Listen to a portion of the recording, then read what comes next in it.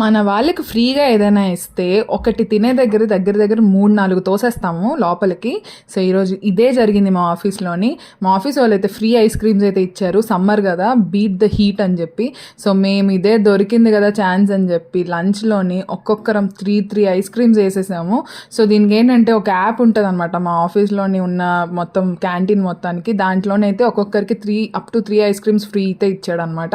దాంట్లోని బుక్ చేసుకొని అక్కడ నెట్ రాదు ఏం రాదు, అయినా సరే కష్టపడి ఎలా ఒక్కొక్కరం 2-3 ఫోన్లు పట్టుకొని మరి ఆఖరికి బయలుదేరాం. అండ్ ఒక రౌండ్ అయిపోయింది, ఇప్పుడు సెకండ్ రౌండ్ అనమాట. సెకండ్ రౌండ్కి మళ్ళీ ఒక్కొక్కరం ఫోన్లు పట్టుకొని ఆ స్కానింగ్ ఒకటే స్కానర్ని 3-4 టైమ్స్ స్కాన్ చేసి దగ్గర దగ్గర ఐస్ క్రీమ్స్ అయితే తీసుకున్నాము.